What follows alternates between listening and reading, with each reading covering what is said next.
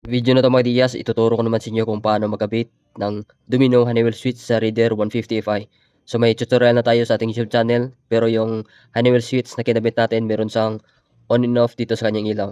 Itong ikabit natin ngayon ay wala siyang on and off sa kanyang ilaw. Pero mga Diyas, sabayin natin siya sa kanyang park light. So bali ito yung gawin nating switch. Yung switch dito na kill switch sa Domino Honeywell switch, gawin na natin itong sa park light at sa ating source ng ilaw. Ayan. Sa mga hindi pa nakaalam kung paano ito kabit sa Reader 155, so ituturo ko sa inyo.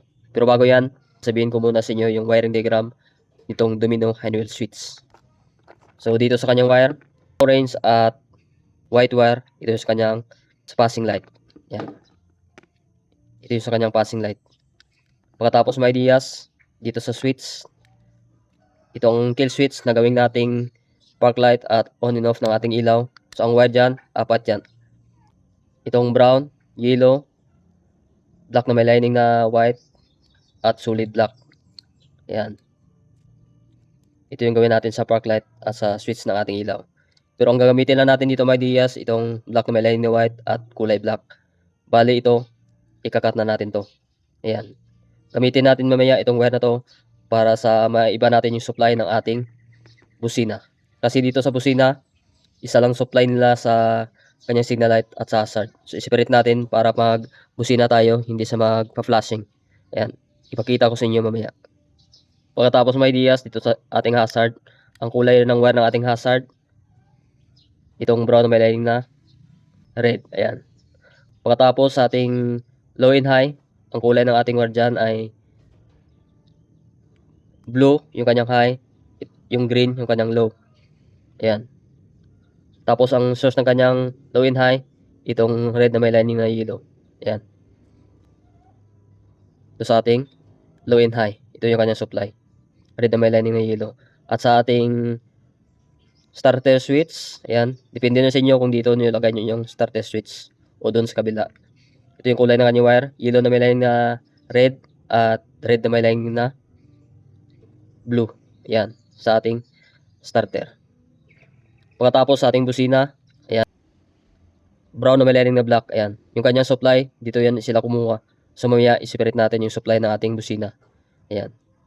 Pagkatapos sa signal left natin and right, ito.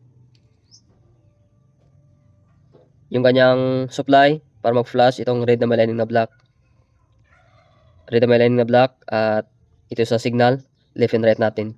Brown na may lining na blue, left at brown na may lining na white sa right. Ayan. Para sa ating signal light.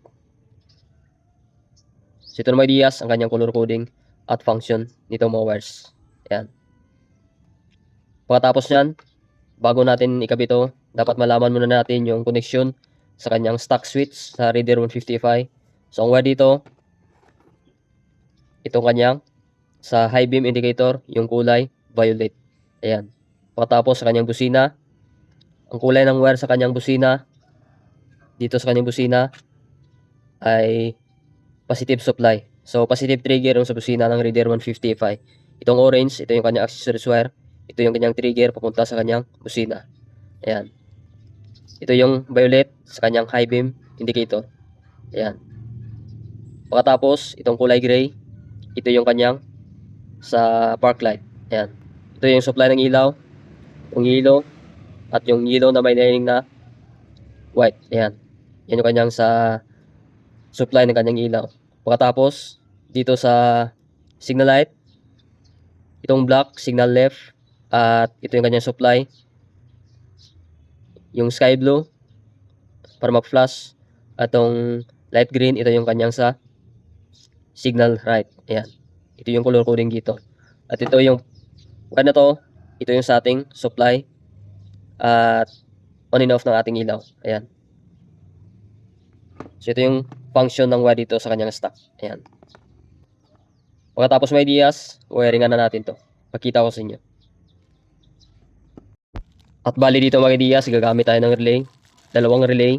Itong mini relay na to, ito yung gamitin natin para maiwasan natin mapundi yung kanyang ilaw. So, huwag kayong magkabit ng Domino Honeywell switch kapag hindi kayo gagamit ng mini relay. Ayan. At pagkatapos mga ideas, gagamit din tayo ng diode para sa ating signal light, para sa kanyang hazard. Ayan. So meron tayong mga socket dito. Ito yung gagamitin natin para ma-plug and play natin sa pagkikabit na natin sa kanyang motor. So itong socket na to, so meron tayong socket. Ayan. Gawa natin ng mga terminals. Ayan. Ito yung gagamitin natin. At meron din dito para sa kanyang isang socket. Ayan. So ito yung gagamitin natin. So tara mga Diyas, wiringan na natin.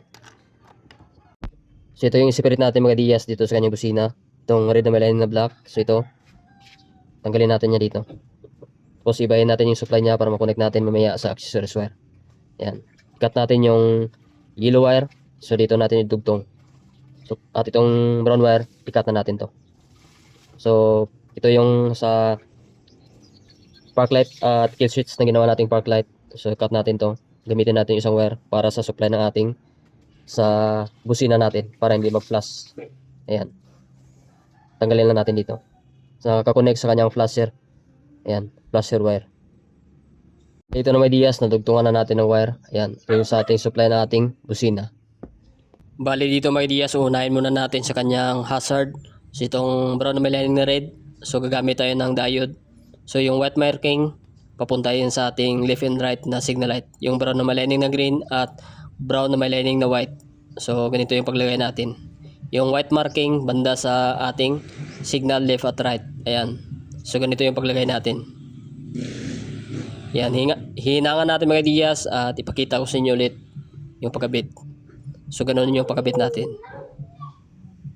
At bali ito na mga Diyas yung sa ating brown na may lining na red, itong ating sa hazard at yung dalawang diode papuntang white marking niya papunta sa ating left and right na signal light.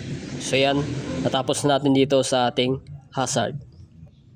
At next naman natin dito sa ating passing light, yung white wire ng ating passing light, so ilagay natin dito sa high beam. So itong orange wire niya mamaya, connect natin yan sa accessories wire. So itong white, ilagay natin sa high beam sa kulay blue. Ayan. Pagkatapos niya mga Diyas, gagamit tayo ng diode para magpapassing tayo, iilaw yung ating headlight. So itong diode na to, yung kanyang white marking papunta sa green wire. So ganito yung paglagay natin. So ito yung blue wire, ayan, nakakonect yung sa ating passing light. So white marking papunta dito sa ating green wire. Ayan. Itong blue wire, ayan. So ganito lang paglagay natin. Yung white marking ng diode papunta sa ating green wire sa ating low. Ayan. So connect muna natin. At bale ito na, nakabit na natin yung ating diode dito. Yung white marking na diode papunta sa green wire. So ito yung ating low and high. Ayan. Yung white na wire, yan sa ating passing, lagay natin sa blue wire. So ganito lang mga Diyas. So next naman natin. At dito naman mga Diyas, yung sa ating yellow wire na kinonect natin kanina sa ating busina. So yan yung accessories wire natin.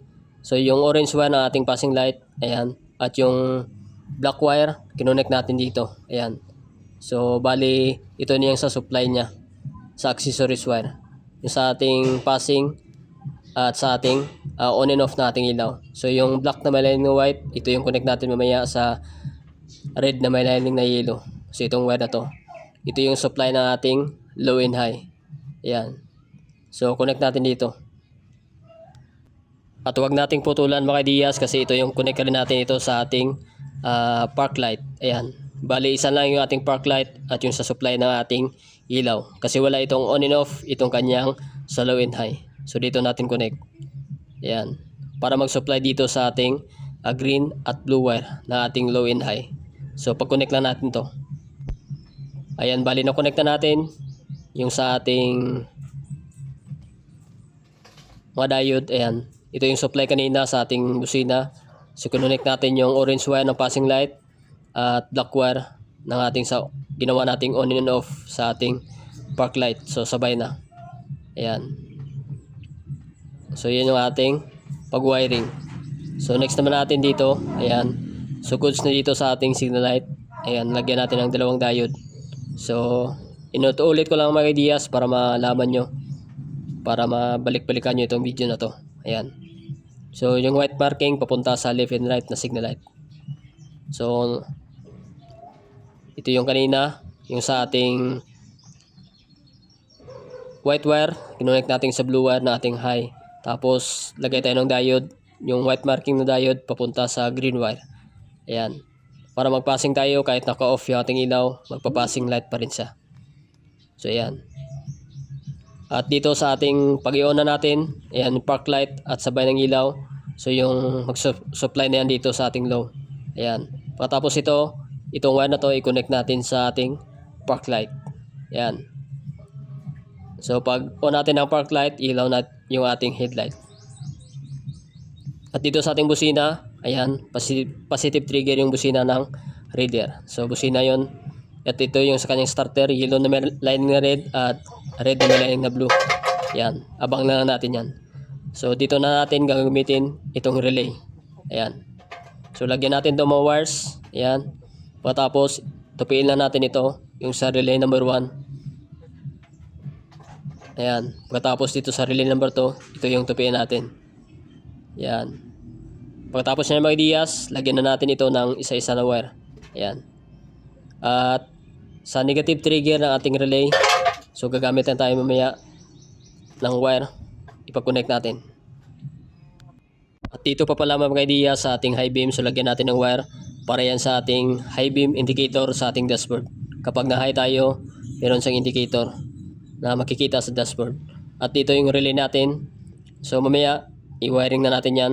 Ipag-connect na natin ito yung low and high sa relay. Ayan. So lagyan muna natin ito ng mga wires. At dito sa ating relay number 1 at relay number 2, bandang ibaba. So ipag-connect natin yan. At para yan yung ating negative trigger nitong ating relay. Ayan. So lagyan muna natin ng isa-isa na wire. Ayan mga diyas, lagyan na natin ang female.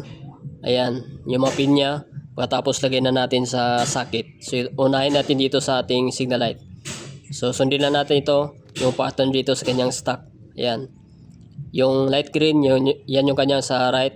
Pagkatapos left yung sa kanyang black wire.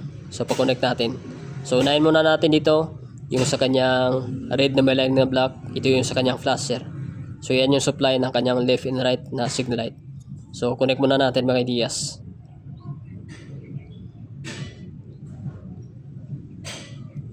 At next naman natin, ikapit natin yung kanyang sa left and right na signal light. Yung brown na may lining na green at brown na may lining na white.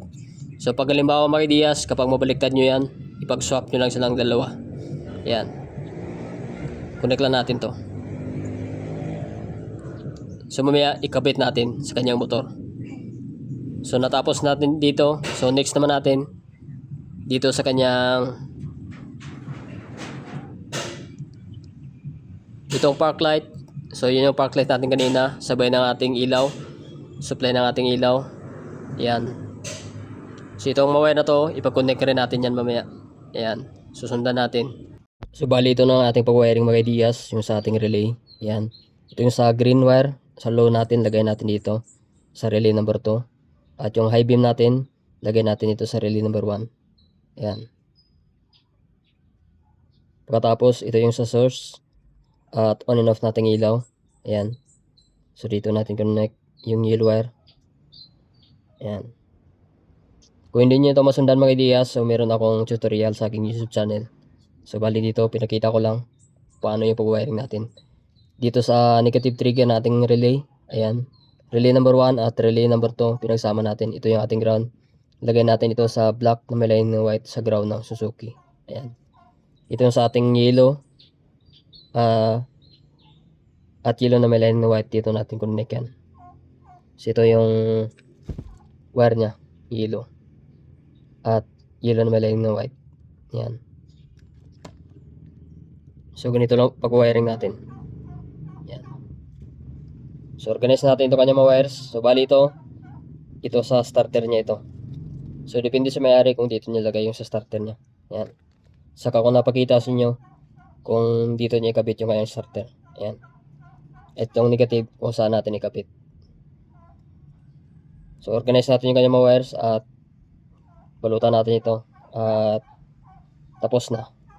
So kunin na ito ng may-ari mga Diaz. Shout out sa taga Surala. Ayan. Taga Surala sa Cotabato. So nagpagawa sa atin at nagpa-wiring ng kanyang Domino Honeywell switch. Ayan. So, organize na natin to. So, bali ito mga ideas, natapos na rin natin ma-organize yung kanyang mga wires. So, ganun lang pag-wiring natin. Ayan, ito yung kanyang relay. Ayan. Itong black wire na to, i-connect natin to sa ground. Ito yung para mag-trigger yung ating relay. Ayan. Yung socket. So, ito nakaabang nito para sa kanyang starter. Kung gusto niyang i-transfer yung starter niya dito, so ito na nakaabang na. So, kunin lang yung dalawang wire sa kanyang starter. Ayan. Yung natapos na natin ito.